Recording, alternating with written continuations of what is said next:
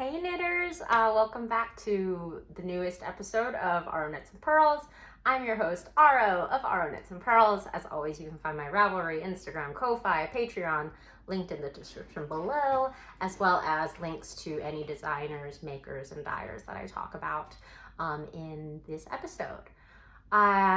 So life has been kind of crazy. I've been readjusting to the new year and after my vacation, but I did have COVID last week. It was a mild case. I'm pretty fine. I might cough a little bit, but I bounced back quickly. I did get to knit. And it's been a lot. Like, this year's already been a lot. If you guys didn't see in my stories, I planned to record yesterday, but some stuff went down with my ex, and anyway, I'm really glad I'm here. I'm glad I can record this.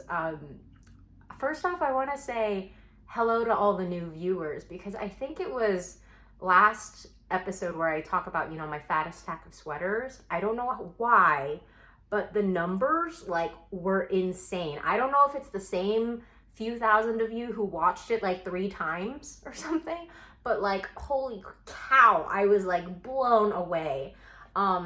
And I'm kind of still reeling from when I started this series, and I really thought maybe I'd get 10 views. And now all my goals, my social media goals for the year have been blown out of the water. I don't know what to do with myself. And while I am so incredibly grateful, it's also changed the dynamic, and this is just me ruminating. I'm so sorry.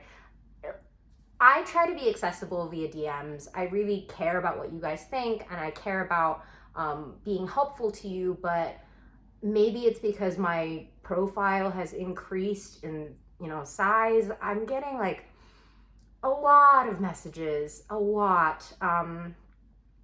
So I just wanted to address some things. If you want to know what yarn I use in my projects, first off, I talk about it on these videos. I talk about it on my Instagram, and it's on my Ravelry project pages. So even if Ravelry isn't accessible to you, there are still 2 other ways to check what yarn I use. If I talk about a pattern and you can't find it, and I only link the makers, the designers' Instagram, it's because the pattern isn't out yet. I don't have a link to give to you. So when you guys ask me hey, where's this pattern? I can't find it. It's because it's not released yet. You guys, if you haven't figured it out yet, I pretty much only do test knits. So chances are by the time I upload these videos, the design isn't out yet. So it's not that I'm purposely trying to hide it. It's that it's not out yet, so I can't share it. It's been a lot. I'm trying to refigure out my boundaries, or I guess establish boundaries, because I've never had to do that for my social media before.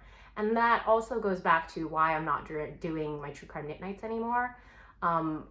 It's not that I'm not doing it ever again. I actually have 2 episodes written up. It's just, I didn't tell you guys this, but I was getting really, really weird DMs, because my experience with true crime is, I think I'm a generally normal person who enjoys true crime. So I thought the majority of true crime fans would be the same. I have realized that maybe we are in the minority of the people who like true crime, because I've gotten some weird DMs. Really weird, guys. Someone asked me to solve their parents' murder, and on one hand, I sympathize incredibly with that kind of grief and wanting someone to do something about it, but I'm not that person. I don't solve crimes. I Google stories that have been solved and retell it. I'm not an investigator. I'm not trained in this. I don't have the resources for it. Sorry, I feel I just went on this rant about what my social media life has become, but I created my profile and this channel just to talk about knitting and sharing and my love of making, but it's really become kind of weird, and I never understood why people who had podcasts before would be I'm burnt out, I'm stepping away. And I see now why they may have felt that way. And I'm not saying I'm stepping away. I'm not saying I'm going to stop making videos. It's just, I'm going to ask you guys to think a little bit before you DM me. I have 7,000 followers now, and I get a lot of DMs. If you could just like maybe do some preemptive research, like please, like it just helps me so I don't have to stop what I'm doing. And again, I'm an attorney, I have a job, like this is just something I do for fun. And I'm not saying I don't want to talk to anybody. It's just, please help me help you. Sorry, that was a long rambling rant. I'm trying to figure out what my boundaries are because it's clear that I need some. But yeah, let's get into the yarn. So I did acquire a lot of yarn over the past few weeks. You will recall it's been a while. So a couple of them, let's just get right into it, okay? So the first bunch that I'm going to show you is from the Wandering Flock, and I got this when I went to her dye studio. Geraldine of the Wandering Flock, I went to her dye studio in Brooklyn on my New York trip, and it was so fun. And Geraldine is as sweet of a person as she seems on her Instagram lives. She was so fun to talk to, and it was just really great to meet up with her because you guys know I adore her yarns. I love her yarns. And being able to put an actual person to the work and connect them, like, it felt really great. So you guys will remember first my Best Beret by James & Watts. I made this in the Best Beret kit that she had. To remind you, this is navy mohair. The colorway is navy, and it's their mohair silk base, held with their merino singles in Unicorn Dreams. And remember how when I showed you guys that, I was like, oh yeah, I kind of want a full sweater in this, haha, but I shouldn't. Well, I did. I don't think any of you will really be surprised about that though, because if you're surprised by my poor decision making, you must be new around here. So yeah, so this is the stuff left over from the hat. I have more than half a skein left, so I was like, okay, only 2 more skeins, that'll be perfect. And I'm holding it double with Unicorn Magic. Sorry, I said Unicorn Dreams. It's Unicorn Magic. Unicorn Magic unworsted. Obviously, I have more to get to sweater quantity, but I can only hold 2 in my hands. This is precarious enough. So something I learned from Geraldine that I didn't know, the Wandering Flock actually, they mill their own yarn. And what that means is, so the way most dyers do it, especially if they're smaller dyers, they'll buy from a wholesaler that they just have basic bases, and they'll just buy commercial yarn and dye it up and then resell that yarn that's once it's been dyed. But what the Wandering Flock does is they actually go to a producer, a mill, on their own and develop their own blend, and it's unique to them. This is 100% super fine, extra fine, pardon me, superwash merino wool.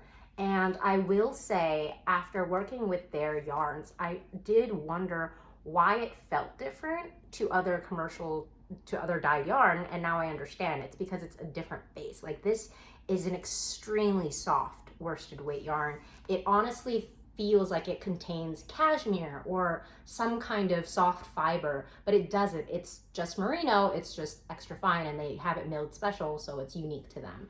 And it was really cool to learn about that, because the Wandering Flock, they also like make sure that all their wool is fair trade.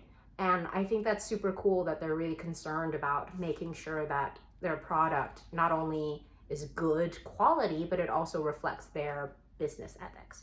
I just thought that was super cool.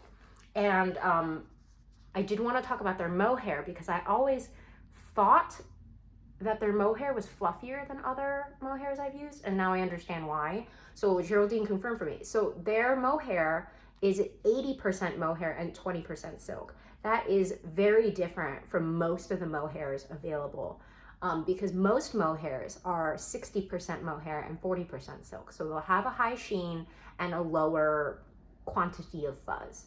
And the way that the Wandering Flock does it, because it has higher mohair content, it's fluffier, it's honestly warmer, and it's softer, in my opinion. It feels almost like a softer Suri. If you find that regular mohair is scratchy for you, I would encourage you to maybe try the Wandering Flock, because it is very soft, extremely soft, and the fact that it has more mohair content, now I understand. So it was really cool to like talk to her about the fiber and what they're trying to achieve. It was just, I had a great time talking to her. Oh, and I was gonna include snippets of videos that I took in New York, especially when I met Geraldine, but I think I'm actually gonna compile them all into a Patreon exclusive video. And it's not because I don't think you guys just don't deserve to see it. If you don't subscribe to my Patreon, it's just because I don't want to do a full fleshed out video, and for my Patreon, I just think it'll be a nice little plus for my members there. So if you guys need to see it, you know, it's $5. You can cancel, just watch the video. $5, I'm sorry.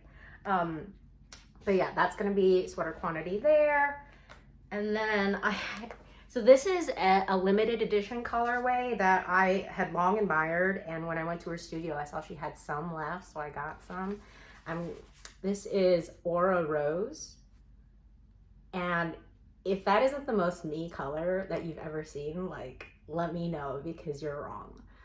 It's so beautiful, and again, this is on her mohair. I love mohair, and it's so pink and fluffy. And I wanted to compare this to her most famous colorway. This is actually the colorway that first introduced me to Geraldine of the Wandering Flock. This is Cosmic Tie-Dye. And if you guys recall, I used it as the contrast color mohair in my Earth and Air by James and Watts.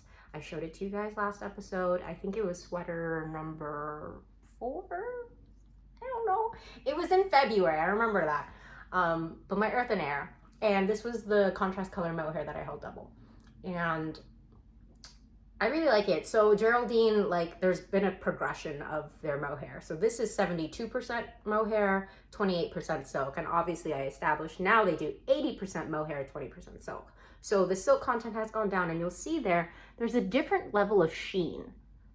Like, this is obviously, like, it has some shine to it, and you can see it in the yarn. This is fluffier. You lose some yardage because by weight, this, you know, has more fluff than this. But it's pretty negligible. Like, this is 459 yards, this is 430 yards. So it's pretty negligible, and I kind of like the fluff. You could definitely feel it in my Amara when I held it double with the Explorer Knits fibers. But yeah, I just wanted to compare, like, this is obviously a pastel as well, but this is even softer. This is so me. And I'm really happy that I was able to get my hands on this limited edition colorway, because whew, if I didn't get it, I was gonna be real sad. So that was the Wandering Flock acquisitions. I did get some more. Some of these were pre-orders, so I just want to get that out of the way. First off, okay, let me just get right into it. This is the Red Pansy in the colorway Spring Romance.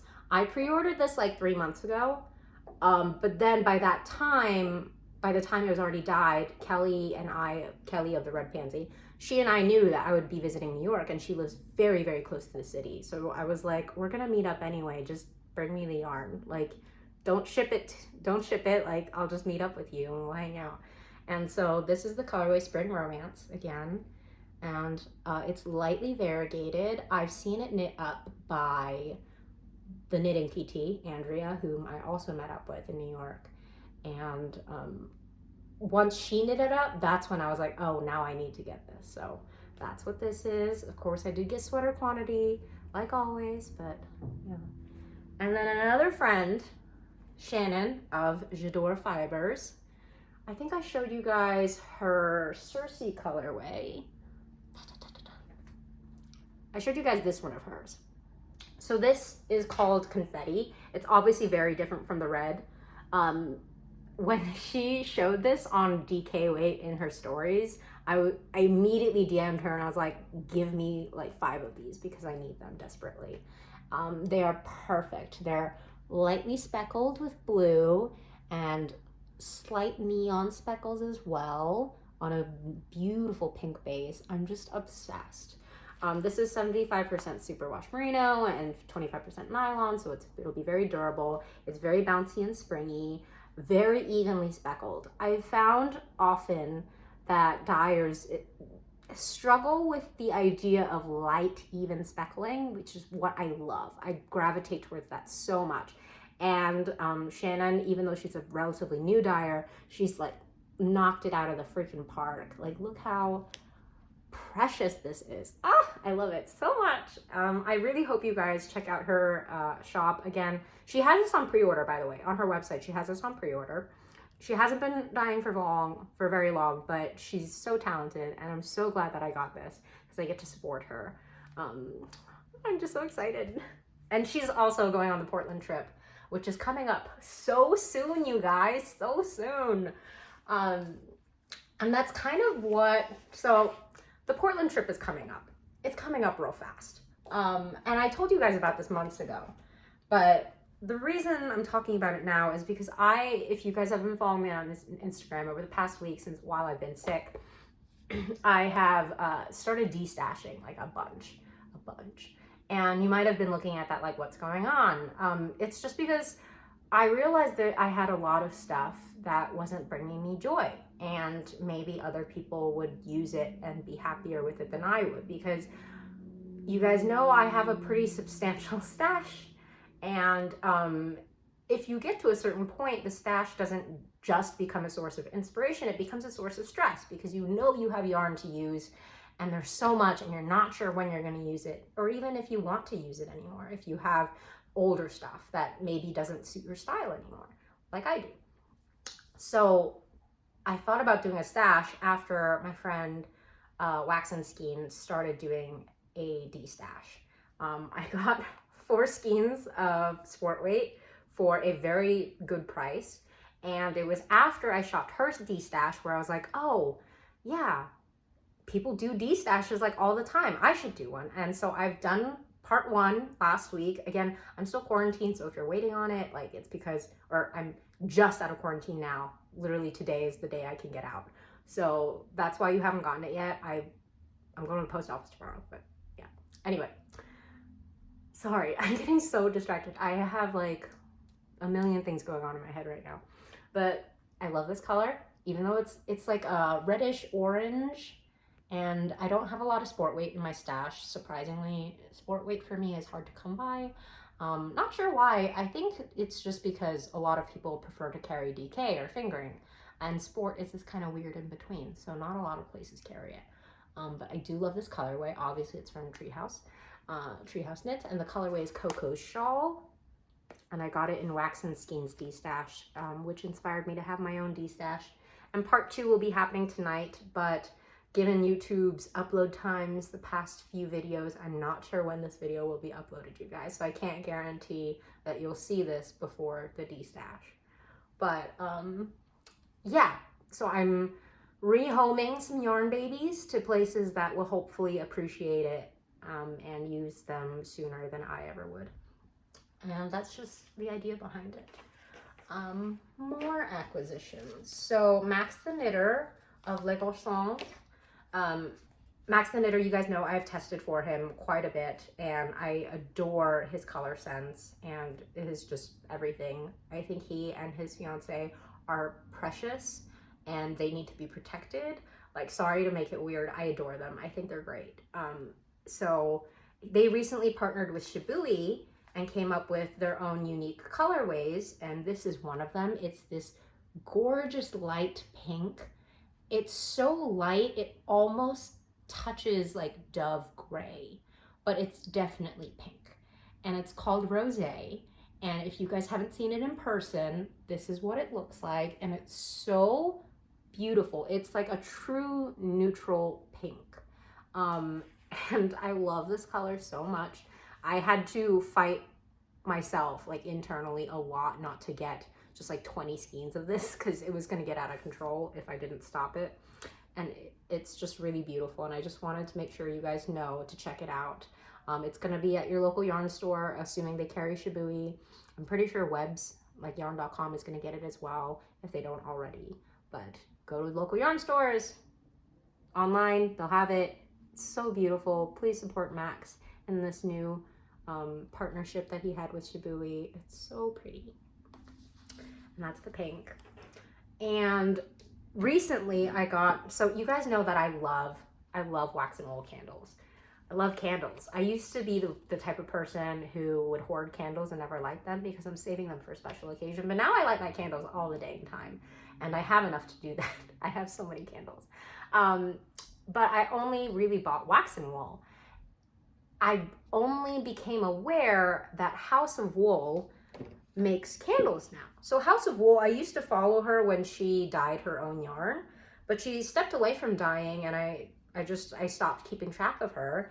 And then the Kinetic Knitter shared that she ran out of House of Wool candles, and I was like, what? House of Wool has candles? And I checked it out. They're beautiful, you guys. First off, they come in these gorgeous, gorgeous glasses, and they smell amazing. I got 2 scents while they were in stock. They were on sale as an end of year thing, and holy cow, it's so good. There's such a complexity of scents, and House of Wool, like, she has such a great aesthetic. That's what I loved about her yarn too. And like you can see here, the wick is like this wood chip thing that's in there. It just shows so much care and thought into the aesthetic of the candle, the smell, like everything. It's just so good. It's so good. So if you haven't, check out House of Wool and support this version of her business, because I think this is like an absolute winner. Knockout. I'm in love. I'm gonna buy more candles because they're so good. Yeah, so please support her. Ooh, it's so good, you guys. I can't even like, and it's not like a super in your face floral scent. Obviously it will depend on the scents you get. I only have 2 of them to compare, but like there's such a great depth of scent, and it's not like fake in your face. There's just, it's very, I wouldn't even say subtle, but it's very well thought out, like how the scents build on each other. Anyway, it's amazing. Okay, I gotta stop talking about the candles. I'll talk about them forever.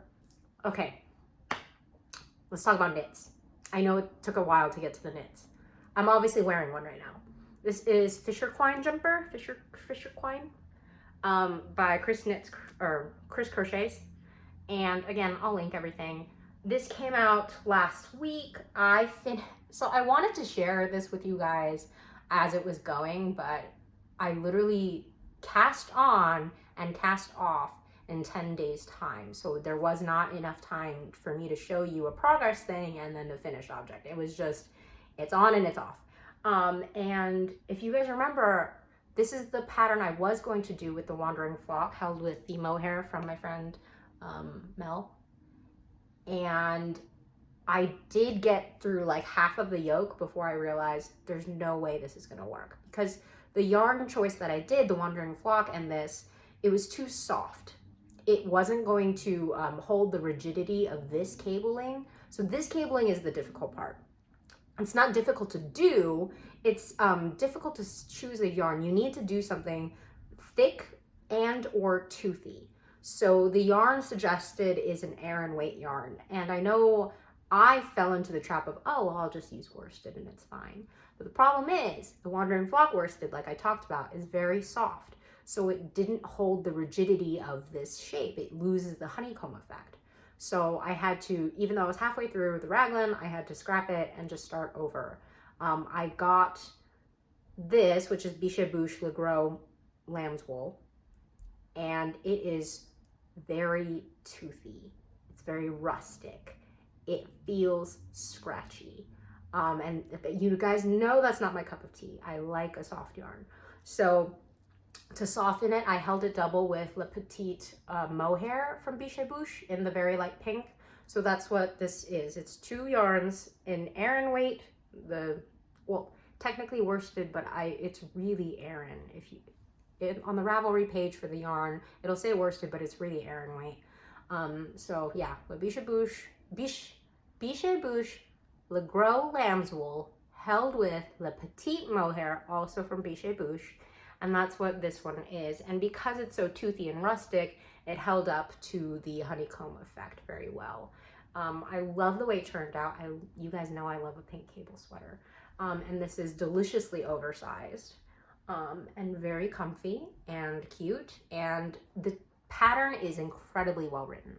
even though it's obviously very complex with all the cabling and whatever, it's actually, once you get past the short rows on this, I think it's very simple. I think even an adventurous beginner could handle it because she both charts and she writes out the instructions.